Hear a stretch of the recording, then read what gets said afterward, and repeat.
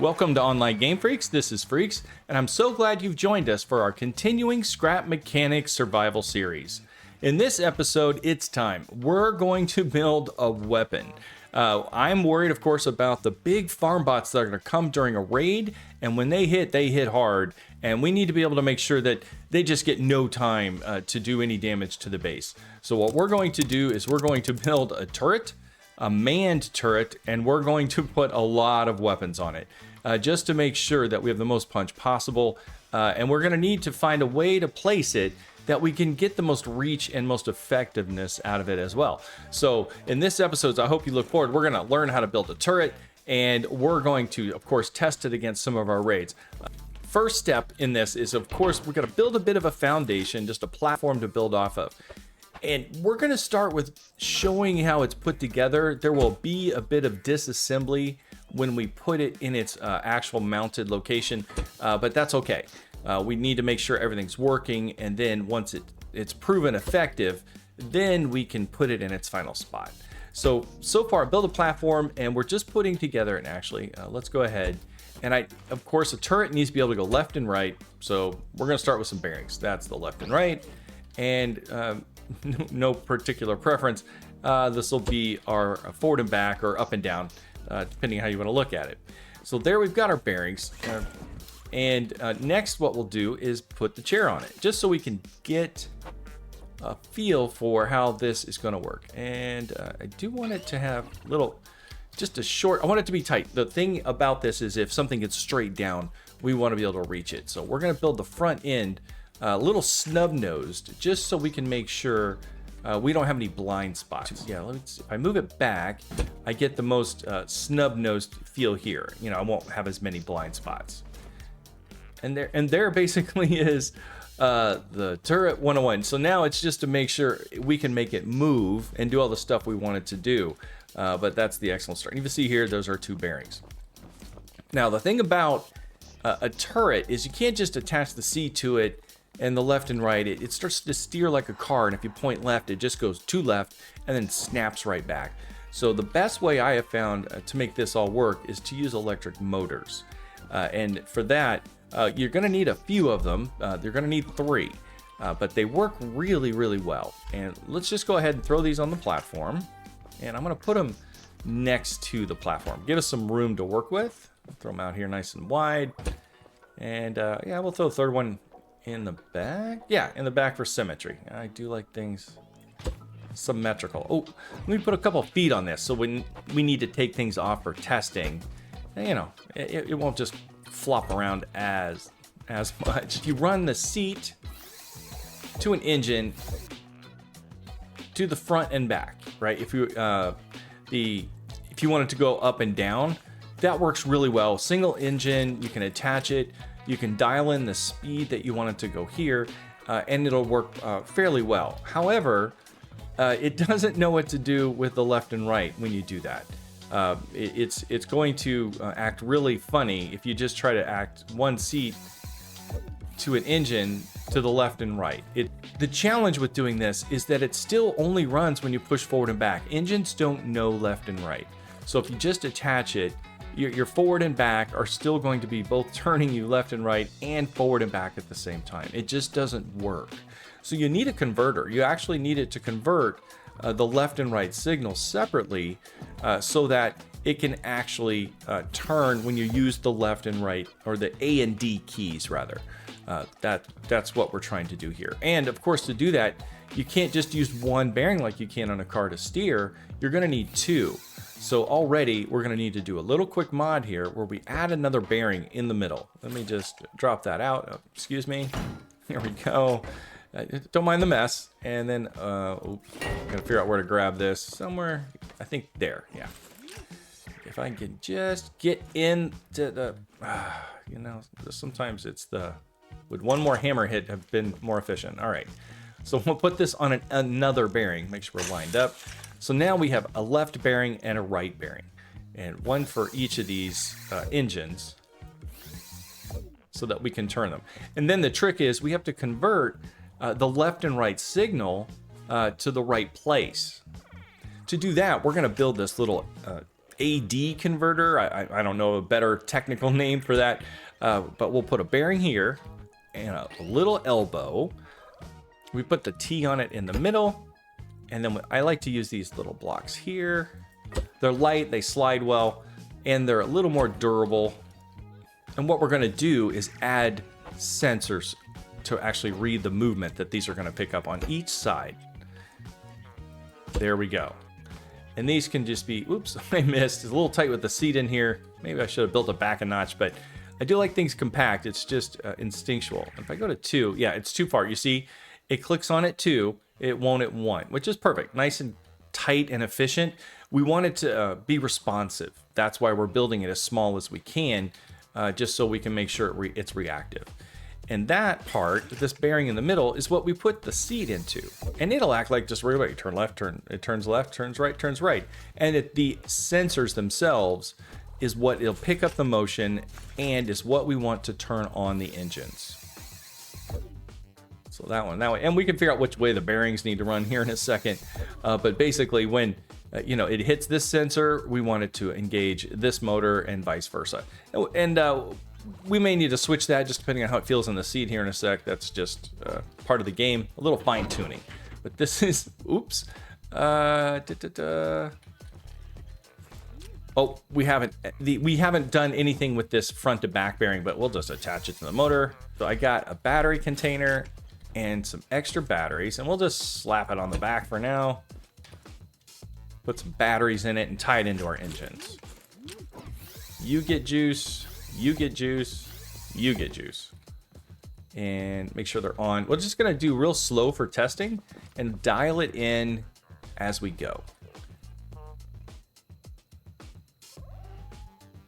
All right, the left and right, it's backwards,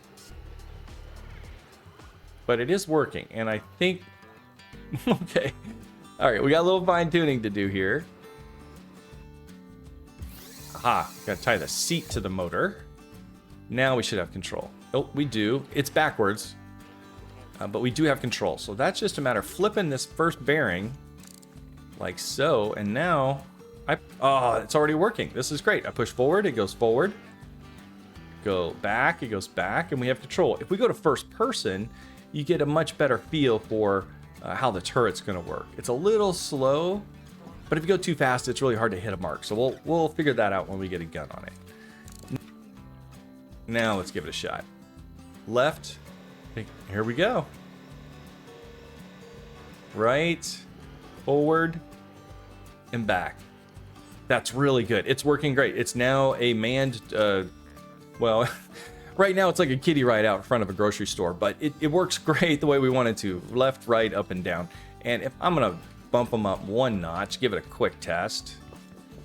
We'll see how it plays, because when we add things to it, it's going to be heavier. We'll have to see how it plays. Oh, yeah, look at that. Nice and responsive. Oh, the neighbors are here. We got a component kit delivery. I'll be right back with you in just 1 second. One of the reasons we need this turret so bad. Can I see your packing slip?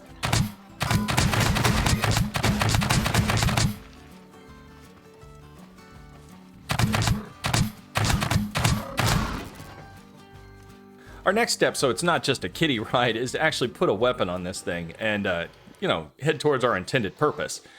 So for that, we're going to do very similar to what we've done with the mounted guns that are on the wall. We're going to build a repeater. Sometimes I like to build them at elbow just so I can see them.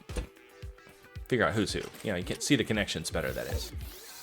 Build these in a loop, make one of these a NOR, and it blinks. And it's that easy. So then we just put a switch on this guy so we can arm and turn the system on and off. We'll put it back here.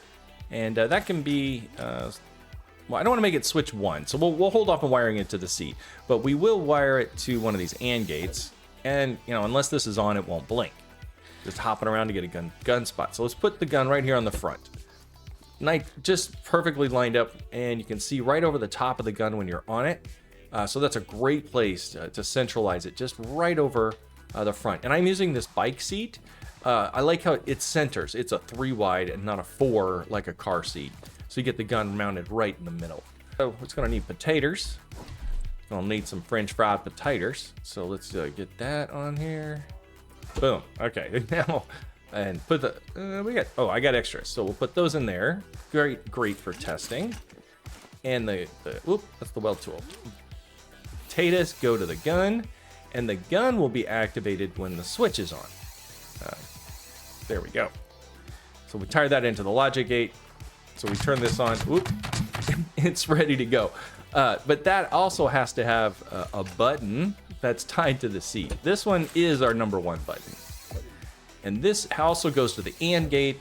So the system not only has to be on, but the button has to be pushed.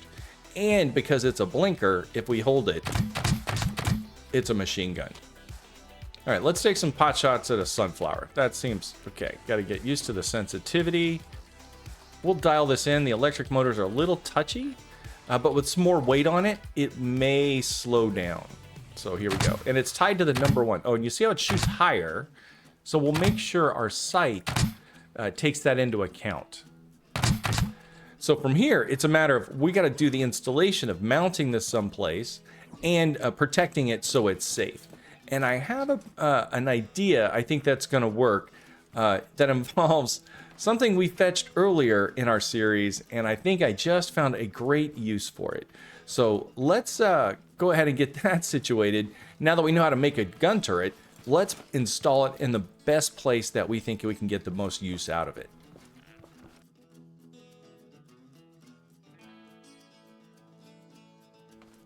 A quick update on the build. What I've done, as you can tell, is I've moved our tower and I've now equipped it with all of our turret equipment. I've built a little bit of a station here, I guess, that has some of the moving parts that detect the sensors. And you can see I'm in the process of wiring. I haven't quite got it all hooked up yet. And I have a little access panel underneath just so I can get to the next floor. And this is where our turret is coming along. I've got it in place. It's backwards, of course. I'm in the middle of wiring, but I was just testing just to see, how it looked here, and I like it. I have a really good view of both this wing and the left wing as well. I gotta be careful I don't shoot out my own base, but so far it's coming along nicely. And all I've done is flipped it upside down a little bit so it hangs. And this way, I think I can get really good coverage of what's below me if necessary. I may even have to take out this platform. I needed it for construction no matter what. But once we're up and running, this new hanging version of it might work really, really well. So let's get a gun on this thing and check out to make sure that's working. So we can see the 5 switch is our power switch, if you will, for arming the system. And the 1, let's not aim at our building, but right now 1, which would also be the left mouse button, should be, and let's aim for an indestructible cow crate just to be safe. Oh, and there it is. Okay, and it aims right about, it's got a little drift. You see that? And the turret looks great. As you can see, I've got a little bit of safety block on it. I did use some warehouse keys to actually put some little bit of light on it, and they're actually very indestructible, so they're at very good protection. Some things are exposed. I do know if the tape bot hits it, there's chances things will break. But let's see how it works. Here's a closer look at it. As you can see, the turret emplacement. I think it's got a nice industrial death kind of look to it. I think it looks official, like a nice hanging turret, something you'd see in a sci-fi movie. I might as well finish the tour. Up here, you can see this is where I put the brains of the whole outfit. You can see all the controls, very similar to how I explained of how it puts together. There's a repeater over here in the corner. Like right here, we have the one that turns left and right, depending upon, the motors that we want to fire off. And just a couple other things to help align the machine in the best way possible. The thing that the turret is for is the farm bots. It's the big guys. I don't want have a chance of them just overrunning the base. They need to go, and they need to go quickly. And as you can see here, it's got great movement. I can go left and right a very large degree. I can, if I spot a hay bot in the field, and here's the nice first person, you can see it's got a bit of a sight. And the sight for the gun is between, it's the gap.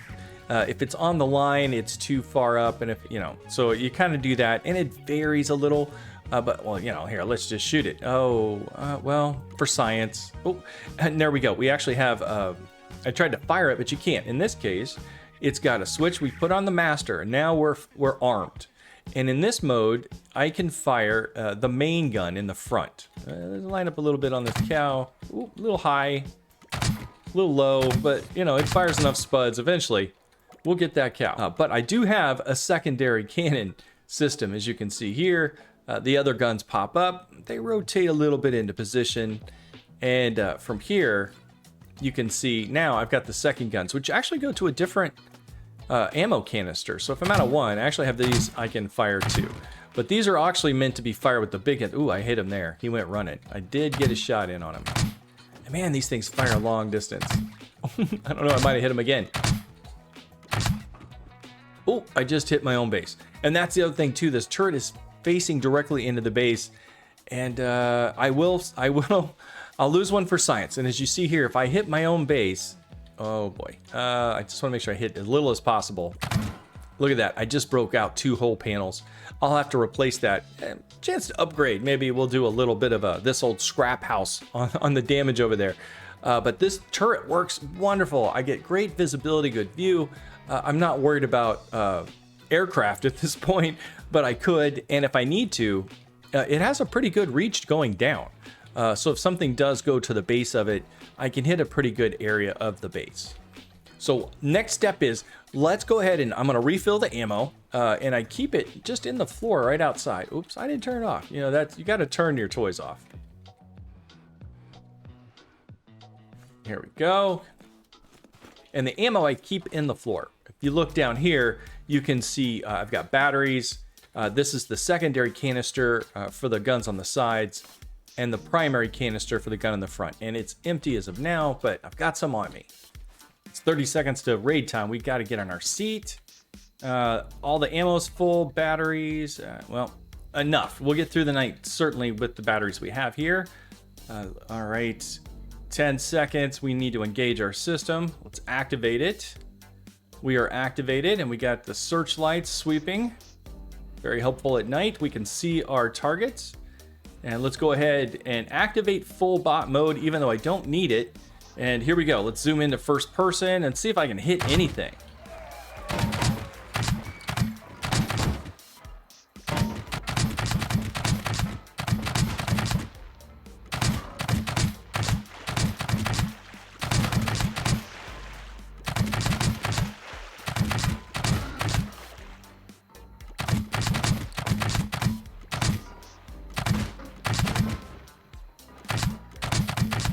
Ooh, got him. There we go. I saw that spine go flying. Yeah, and there we got the little guy. Now let's get back over to this. Get off my wall. Ooh, got a hit. There we go. Another one down. Come on, farm butt. A little off. This one's a little wider. There we go. And I think that's this side, which is a great first test. This is a great first test. Okay, so let me just clean up the rest of this, and then we'll call it a victory for the first beta test of our turret. And I would call that a success, other than needing perhaps another turret on the other corner. I think that went really, really well. I was able to hit the bots. I think there's a bit of a learning curve, of course, to this. I'll figure out how to aim it a little quicker with some practice over raid nights. I definitely think this is a fun way for me to clear out these raids at night. I can get up here and practice. The wall holds up pretty good. I get a little time for me to, you know, miss a lot of shots, I admit, but I'll get better. And I think this is a great system. Maybe there's a way to fine tune it a little bit. We'll find ways to make improvements. I do think it needs armor. I think that's something that it's lacking. You know, I could slap the whole thing with warehouse keys and call it a day, but we'll be a little more creative than that. But I think this is a great test of the system. I'm very excited about this turret. It's a lot of fun. It came out really well. Ooh, God, shoot my own base, but it's just too fun to fire. And if we do alpha strikes, it really does a number on it. And you can see I built in pistons. It helps with the kickback. Oh yeah, look at that. I'm already out of ammo. You shoot 4 at once or 6 at once, or if an alpha strike, you strike 10 at once. You go through a lot of potatoes. Good thing for us, we have an infinite potato farm growing right over there, and there's plenty of potatoes to go around. With that, I think we've reached the end of our tutorial, and I know it got a little crazy as always on how to build a turret. In this case, I hope you learned a lot about the steps to get here, and I hope and apply some creativity to make it your own. I didn't need to put bendy, twisty arms on it, but man, it was a fun thing to do. So I'm really glad I did, and I think when you try some of these things, you'll enjoy them too. We really appreciate your like and subscribe, and I really hope to see you next time in game.